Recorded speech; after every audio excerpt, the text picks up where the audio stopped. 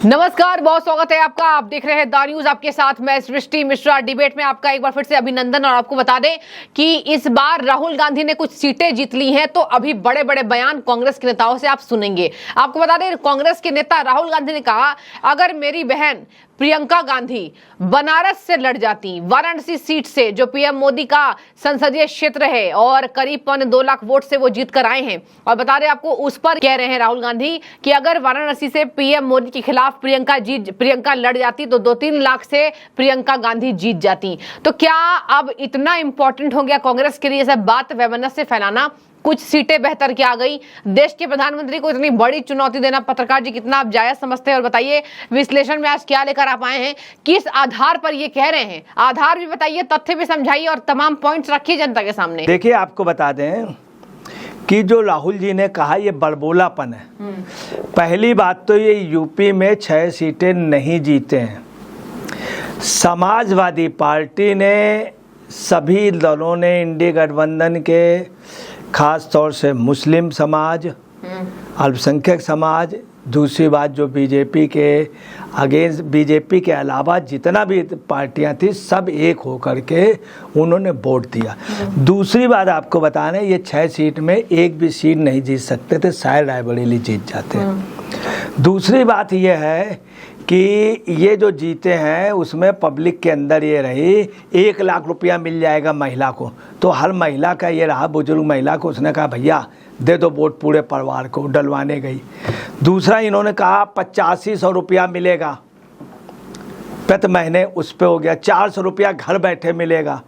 दूसरा 1 लाख रुपए की नौकरी मिलेगी, सारे कर्ज माफ़, तमाम जो इन्होंने आश्वासन दे दिए और सबको कार्ड दिया। कार्ड में बाकायदे साइन, खड़गे जी की फ़ोटो और उनकी राहुल गांधी की फ़ोटो, और कांग्रेस के दफ्तरों से दी गई, कांग्रेस के बड़े नेताओं ने दी।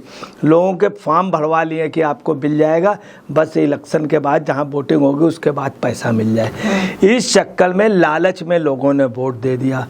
अब ये क्या कह रहे हैं कि अगर मेरी बहन लड़ जाती तो 2-3 लाख वोटों से जीतती। मैं आपको बता रहा हूँ, यहाँ कहानी कुछ और है। सुन लीजिए, मैं आपको फैक्ट बता रहा हूँ। फैक्ट ये है कि प्रियंका गांधी अंदर अंदर से नाराज है। हकीकत ये, इंदिरा गांधी का अगर अस्त किसी के उस पे है तो प्रियंका पे है, इसमें कोई शक नहीं। इंदिरा गांधी बहुत बड़ी नेता थी। प्रियंका गांधी को जानबूझ के चुनाव प्रचार पे ज़्यादा आने नहीं दिया मम्मी ने। क्यों नहीं आने दिया? प्रियंका एक तेज तर्रार लीडर है। प्रियंका का वास्तव में एक अलग वो था, क्रेज़ राहुल से काफ़ी ज़्यादा, मगर अब नहीं, जब एक एज थी। दूसरी बात, 6 नंबर पे है प्रियंका गांधी, 6ठे नंबर के नेता। मोदी जी, अमित शाह, ये बड़े नेता के बाद 6ठे नंबर पे अगर देश में कोई नेता है, नंबर 6, तो प्रियंका गांधी है। अब आपको बता रहे हैं, इन्होंने क्यों नहीं लड़ाया रायबरेली से? ये अमेठी से लड़ जाते, खुद अमेठी से भागे। ये देखिए, और क्या कह रहे हैं कि मोदी जो हैं जान बचा के भागे बनारस से। भैया जान बचा के कहाँ, अगला जीता है, वो भी लाखों वोटों से जीता है, तुम भी जीते, तुम्हारे साथ सारे वोट जुड़ गए। फिर आप क्यों नहीं चेते? आप कायदे से, आपको अमेठी लड़ना चाहिए, क्यों डर के वहाँ से भागे? ये निश्चित नहीं था कि जीत जाएंगे। ये तो भानुमति का पिटारा खुल गया, अब इनके भाग हो गए, वो भी कितने दिन के। दूसरी बात, प्रियंका गांधी के लिए इनको जाना चाहिए, ममता बनर्जी के पैर छूना चाहिए, माफ़ी मांगनी चाहिए, साष्टांग दंडवत करना चाहिए राहुल को। और क्या करना चाहिए? ममता बनर्जी ने कहा था कि प्रियंका गांधी को वहाँ से, बनारस से चुनाव लड़े, हम सब लोग से। अगर ये लड़ाते तो एक बार देश में प्रियंका का नाम होता, इंटरनेशनल लेवल पे होता। इन्होंने तब नहीं लड़ाया उसके। अब जब ये जीत गए हैं तो हवाबाजी, ये हवाबाजी है। फिर आपने क्यों नहीं लड़ाया? फिर आपने रावण वाड्रा है क्या? रावण वाड्रा काफ़ी नाराज़ है। उस लड़के ने बहुत त्याग किया है, बहुत त्याग, बड़ी मेहनत की है, सबके लिए मेहनत की है, तब आज इस मुकाम पे उसको दूध की मक्खी के तरीके फेंक दिया। इनके परिवार में शुरू से रहा है कि दामाद को सम्मान न देने का। ना ही इनके यहाँ फिरोज़ साहब को सम्मान दिया गया, फिरोज़ खान को दिया गया, ना ही बहुत संयुक्त राष्ट्र संघ की अध्यक्ष, जहाँ पर कांग्रेस के खानदान में इस लेवल पे कोई पहचान ही नहीं। संयुक्त राष्ट्र संघ की अध्यक्ष बहुत बड़ी पहली विजय लक्ष्मी, उनको सब उनके हस्बैंड को नहीं दिया गया, उनके हस्बैंड को नहीं दिया गया। और कृष्णा हाथी सिंह इनकी सगी बहन थी, हाथी सिंह जी को भी नहीं दिया, इनके यहाँ दामाद का सम्मान नहीं दिया था। अब ये क्या कह रहे हैं कि अगर लड़ जाती, क्यों नहीं लड़ाया आपने रायबरेली, आप अमेठी लड़ जाते नहीं। और बाड्रा इनके घर पे डिस्प्यूट है, बाड्रा जी ने कई बार कहा लड़ने के लिए, उन्होंने कहा लोग हमको पूछते हैं। वास्तव में ये जब ये वहाँ गए तो लोगों ने बाड्रा जी पूछा। आज इन्होंने एक काम अच्छा कराया है कि आज जब ये गए तो लोगों ने शरबत, नाश्ता, खाना पानी लोगों को लाएं, बैठा।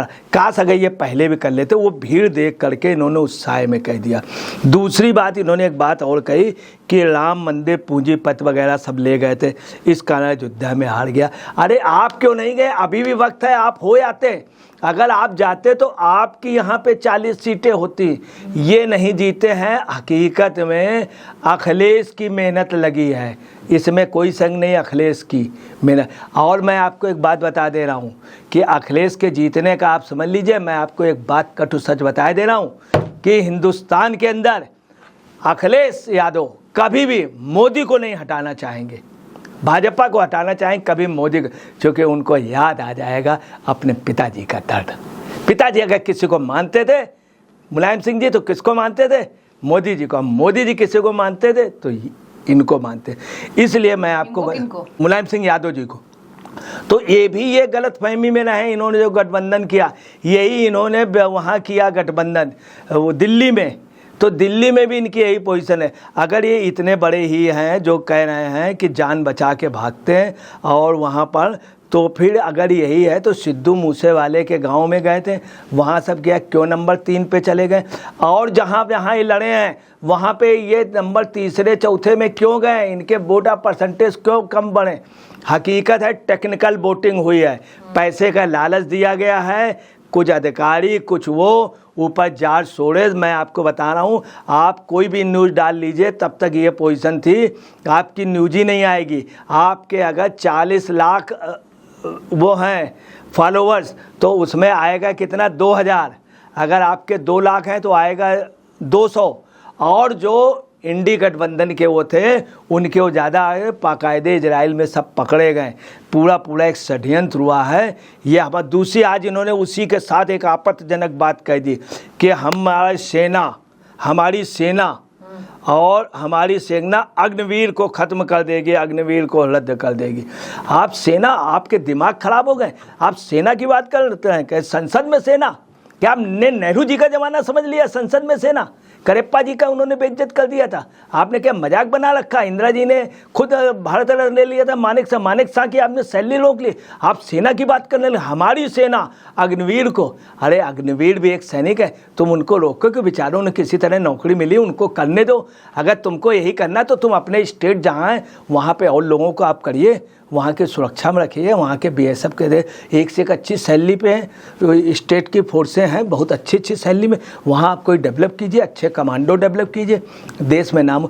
कुल मिला के इतरार हैं। अब मैं आपको बता रहा हूँ, ये चांदनी जो है इनकी 4 दिन की चांदनी, फिर अंधेरी रात। लेकिन देखिए तथ्य क्या है, बोल रहे हैं कि हम हरा देंगे, जबकि बनारस की बात कर रहे हैं तो वहां पर बहुत विकास हुए। और यहाँ पर काशी में आपने देखा किस तरीके से सड़कों को बनाया गया, मंदिरों को बनाया गया, भव्य मंदिर बनाया गया विश्वनाथ जी का। तो ऐसे में प्रियंका गांधी वाड्रा तो खुद चुनाव में उतरी नहीं पत्रकार जी, तो क्या लगता है कि अगली प्लानिंग उनकी कौन सी हो सकती है? मतलब कौन से नंबर पर चुनावी मैदान में, क्या सोनिया गांधी उनको उतारने देंगी? अभी तो राहुल गांधी बड़े गले लगा रहे थे, कह रहे थे मेरी बहन ने मुझे जितवाया है, बहुत मेहनत की है, 2 घंटा केवल सोती थी प्रियंका गांधी। और देखिए इस बार ज्यादा एक्टिव प्रियंका गांधी दिखी हैं, उसके बावजूद भी चुनाव क्यों नहीं लड़ती हैं? देखिए मैं आपको एक बात बता दे रहा हूँ कि अभी एक प्रेस कॉन्फ्रेंस हुई थी 2 दिन पहले, उसमें राहुल जी ने कहा कि जब उन्होंने देखा प्रियंका जी उधर, तो बोले मेरी बहन का भी बहुत बड़ा योगदान, वो कहीं छिपी हुई है। हकीकत है घर पर इस समय फूट पड़ गई है।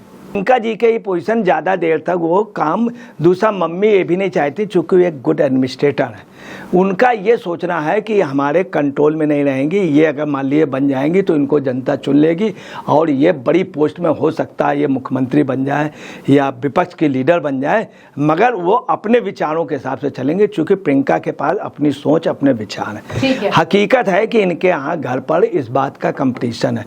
राहुल जी प्रियंका के आगे फिसड्डी हैं, ये मानिए।